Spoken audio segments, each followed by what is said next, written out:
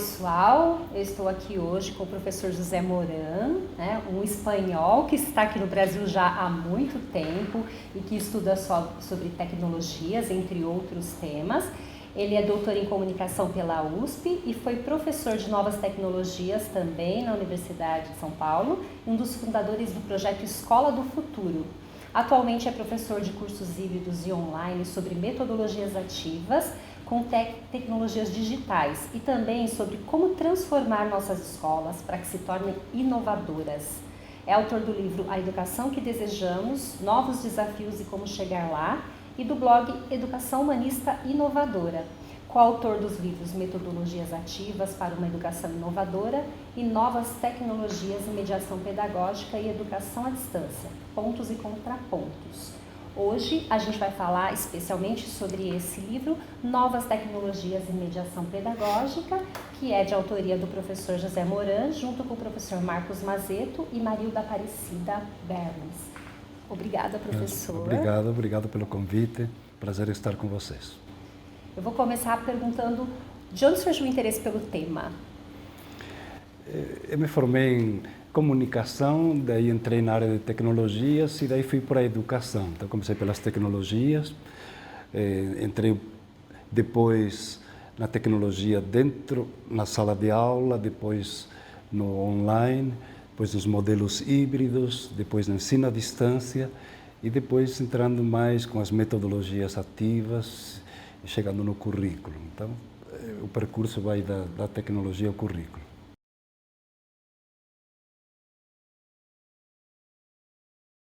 E de que maneira a senhora acredita que a tecnologia pode contribuir para melhorar a qualidade da prática de sala de aula? Ela contribui, ela ajuda a transformar, mas a transformação mais profunda é feita pelo professor, pelo gestor, por todo o grupo, junto com os alunos e a comunidade. Então, ela amplia todo o potencial dos grupos que estão junto com os alunos, ela permite fazer coisas que às vezes só na sala de aula não são possíveis, ela traz, vamos dizer assim, todo o potencial do mundo, ela abre a escola para o mundo e traz o mundo para a escola. Então, ela sozinha não é transformadora, mas ela ajuda a transformar quem já está em transformação. Bem, eu diria que hoje tem dois grandes desafios para o uso da tecnologia na escola. Um tem a ver com infraestrutura, né? E o outro tem a ver com a formação dos professores. De que maneira a gente pode pensar na formação dos professores para que a gente consiga realmente trazer a tecnologia para a sala de aula? O professor está usando a tecnologia para o seu dia a dia. Normalmente todo professor tem um celular, mais ou menos conectado, mais ou menos moderno. Então ele usa as tecnologias de hoje. Mas a tecnologia para aprender e ensinar é uma outra camada. A tecnologia para a comunicação no dia a dia ele já domina. Para ensinar ainda é novo. Então, e para ensinar ele tem que arriscar um pouco mais, tem que experimentar. Então o professor tem que sair um pouquinho da zona do conforto, da zona do uso, das tecnologias que sempre reforçavam o papel dele como mestre, para outro que ele fica lá no meio, ele fica orientando os alunos, em que o aluno é protagonista, em que ele tem que sair um pouquinho dessa ideia dele de ser o dono para a ideia de estar aprendendo junto. Então, mudar essa cultura é o que lhe vai permitir que ele aprenda. Se ele pode aprender desde cursos formais, formações específicas, o que é extremamente interessante, mas ele também tem a formação disponível hoje, muitos cursos online, gratuitos, muitos vídeos de como fazer. Se ele ele pergunta na internet, como é que eu faço isso? Como é que eu faço um mapa conceitual ou mental? Como é que eu trabalho uma aula invertida? Como é que eu trabalho por projetos? Ele tem uma série vamos assim, de passo a passo, de professores que relatam experiências. Então, se ele estiver assim, com essa atitude de querer aprender, ele tem onde aprender. Agora, se as escolas, secretarias, organizações que trabalham com as escolas apoiando, eles fazem também formações específicas, ótimo, porque isso vai ajudar a acelerar o processo. Um dos desafios que alguns professores colocaram quando perguntaram é sobre a questão da gestão do tempo. Então, para você poder fazer uso de alguns tipos de materiais, você precisa gastar um tempo de organização e você às vezes tem um tempo restrito num ambiente, por exemplo, que a escola tenha disponível, e aqueles 50 minutos de aula acabam se passando muito rapidamente. Como é que a gente pode pensar numa maneira do professor administrar isso e não fazer com que isso seja um empecilho para ele fazer uso? A gente está caminhando para currículos em que os 50 minutos não sejam tão rígidos, em que a gente possa trabalhar com várias áreas de conhecimento, às vezes até professores programando assim atividades juntos. Mas enquanto for 50 minutos, por exemplo, uma parte do conteúdo que o professor explicava antes, o professor pode disponibilizar para que o aluno assista quando ele puder. Então, uma parte da informação que antes ele era o grande transmissor, ele pode deixar disponível antes e concentrar-se nesses 50 minutos para fazer uma ou duas atividades que caibam e que permitam a ação, mas também a reflexão. Então, é preferível fazer uma atividade só e depois ter tempo para visibilizar o processo, ver o que aconteceu naquele tempo, do que fazer muitas coisas simultaneamente. Às vezes, é bom combinar também, em 50 minutos dá para fazer várias atividades simultaneamente, que chama-se rotação por estações. Você cria várias atividades em que os alunos vão circulando, mas para que faça sentido, às vezes você tem que planejar essas atividades em mais de uma aula. Faz uma parte numa aula hoje e faz outra na próxima aula, para que tenha tempo de aprofundar a atividade e a reflexão. Então, nem sempre uma unidade, um tema, uma pesquisa, um projeto, um jogo vai ser todo feito numa única aula. Se com 50 minutos, programa para 2 ou 3 aulas. Bem, no livro também aqui de Novas Tecnologias e Mediação Pedagógica, o senhor fala sobre a interação virtual do professor, né, saindo do modelo só presencial. De que maneira que o professor pode fazer essa interação virtual e quais são os ganhos que ele tem com essa interação? O mundo hoje é um mundo híbrido, a gente está o tempo todo, estamos aqui conversando, se eu pego o meu celular, eu entro num outro espaço, converso com outras pessoas pelo WhatsApp ou qualquer rede que eu use. Então, na escola também, eu posso fazer uma ponte entre, vamos dizer assim, o mundo do contato físico, do encontro face a face, com as possibilidades de interação, de pesquisa, de comunicação, de experimentação que o mundo virtual me traz. Então, a ideia não é um ou outro, nem um que é melhor ou pior. O mundo é um mundo assim, da sinergia, da convergência, da integração. Uma parte do que a gente fazia em sala de aula, você pode fazer também usando todos esses recursos digitais, tanto na formação do professor como na prática pedagógica. O aluno também hoje, na sala de aula, os alunos que já trazem seus dispositivos móveis, eles conseguem também participar em atividades. Eles podem criar um mapa conceitual na hora, eles podem baixar um aplicativo, eles podem jogar um jogo competitivo, a ver quem faz mais pontos, no Kahoot. Há uma série de aplicativos que permitem que, enquanto você está junto, também esteja trazendo outros aplicativos digitais. Então, essa combinação ela é interessante para ampliar as possibilidades de aprendizagem, que isso que interessa. Interessa não é a tecnologia, mas que o aluno aprenda e que ele seja protagonista. A ideia é que o aluno seja protagonista, que ele não fique somente fazendo tarefas, mas ele se sinta capaz de fazer coisas bem interessantes. Eu admiro os professores, principalmente aqueles que trabalham na periferia e com alunos mais simples, alunos mais pobres, que eles trabalham as possibilidades que esse aluno tem. Primeiro, criando uma motivação, assim dizendo, o aluno, trabalhando esse lado afetivo dele, que tem que ser trabalhado, para depois fazer coisas analógicas, por exemplo, jogos manuais e jogos digitais. A combinação de tudo isso é legal.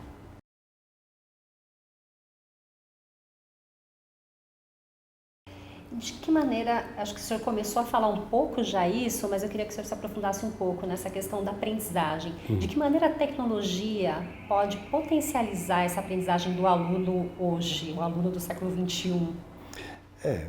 A tecnologia, ela faz o que você quer.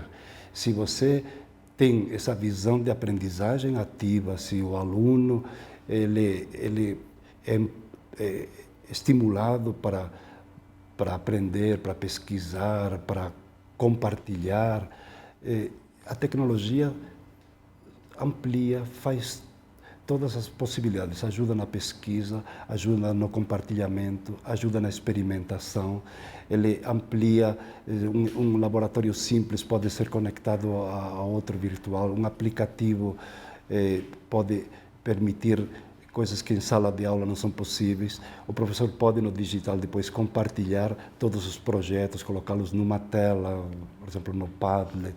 Você tem todas as possibilidades de que o aluno, primeiro, seja protagonista, ajuda na avaliação também.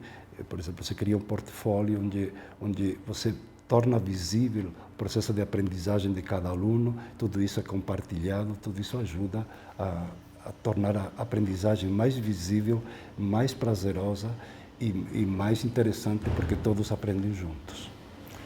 Bem, nos nossos cursos a gente sempre trabalha muito com essa parte aí online também, com essa interação virtual. E uma das formadoras tinha uma pergunta que era sobre os fóruns. De que maneira ela pode fazer uma interação melhor nos fóruns e engajar mais as pessoas para essa participação? O fórum, estamos falando de cursos online aqui, o fórum é um dos recursos, um dos aplicativos que as plataformas usam para que os alunos discutam, para que não fique só uma coisa centrada no conteúdo. Há várias formas de engajar o aluno. O primeiro é não só ficar num fórum formal, você pode criar também fóruns em redes, por exemplo, o WhatsApp, usar assim recursos que os alunos têm no cotidiano, que eles gostam já de usar. Há fóruns que você pode também pedir que alguns alunos façam a mediação, nem tudo tem que ser centralizado no professor. Organizar fórum por temas, por grupos, em que eles sejam também mediadores, então incentivar também a participação e não um fórum centralizado no professor. A tendência do professor sempre é ele ser o centro do fórum. Ele tem que deixar que os alunos eles façam essa mediação e ele está lá também, dando algumas pitadas, orientando. E fazendo assim a animação. Então o professor anima, o professor faz perguntas, o professor torna complexo, às vezes respostas simples prontas aos alunos, o professor acrescenta outras possibilidades, passa novos links, então ele vai intervindo um pouco assim, meio assim, en passant, mas fazendo questões que se tornam importantes e significativas.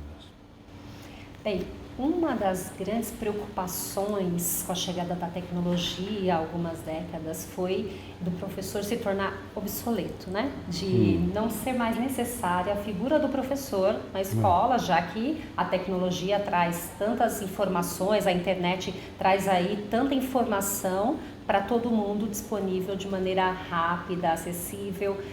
Mas a gente sabe que são coisas diferentes e que o professor continua aí sendo uma figura muito importante no processo de aprendizagem do aluno.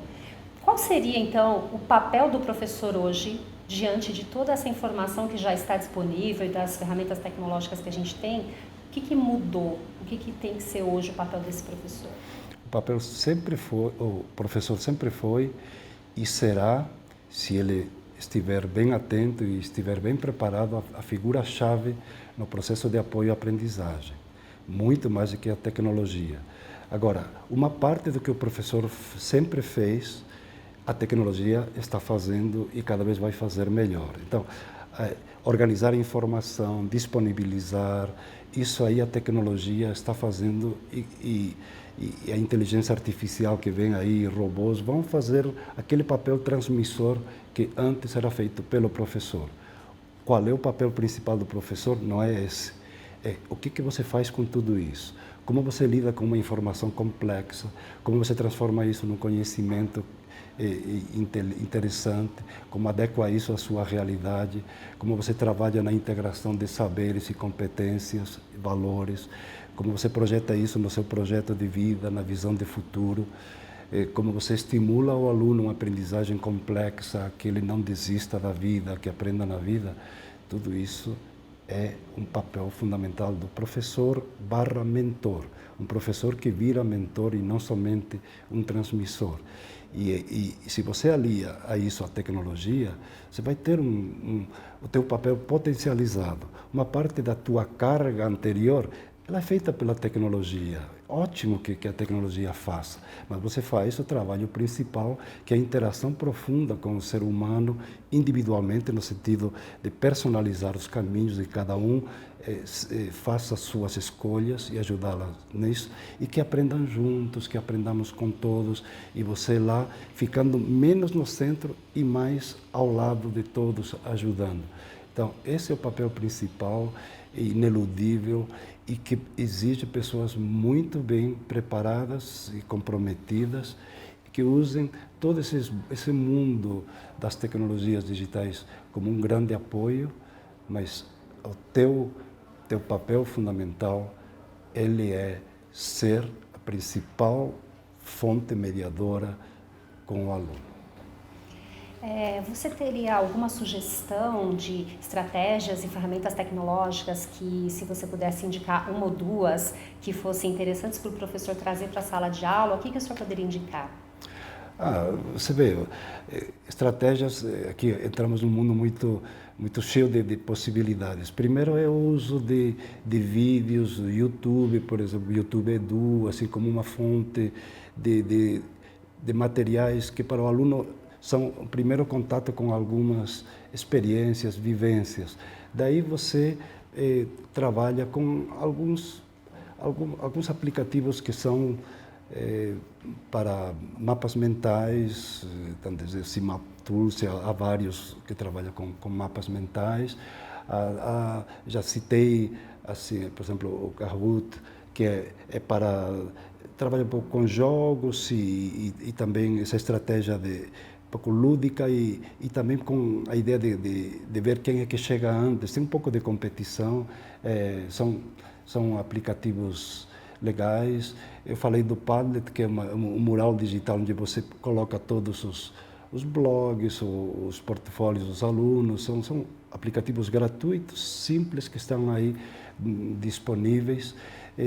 O portfólio, para mim, é um dos grandes aplicativos que são interessantes. O portfólio, assim como tem o físico, usar o digital, que pode servir para acompanhamento e para avaliação. E aí você tem os portais de apoio do Porvir, você tem dezenas de experiências que estão relatadas, por exemplo, o Inove Edu, você tem a experiência de professores que fazem projetos, que trabalham com atividades interessantes mediadas por tecnologias. Então aí você tem assim, um referencial de colegas teus que estão fazendo trabalhos em várias áreas de conhecimento, com vários níveis de complexidade.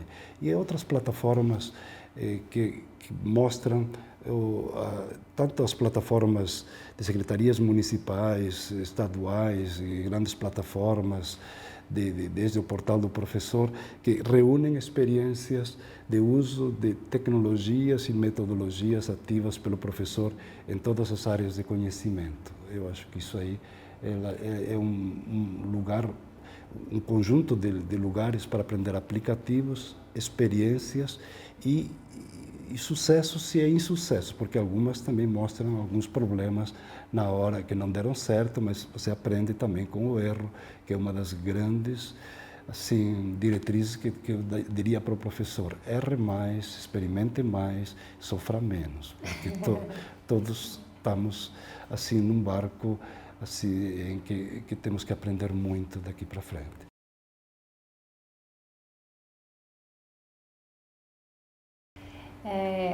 Tem um dos seus livros, em parceria com a Lilian, que fala sobre as metodologias ativas. Então, como o senhor tocou no assunto agora, você poderia falar um pouquinho para a gente do conceito, para quem ainda não está familiarizado com o tema que você citou, o que seriam essas metodologias ativas?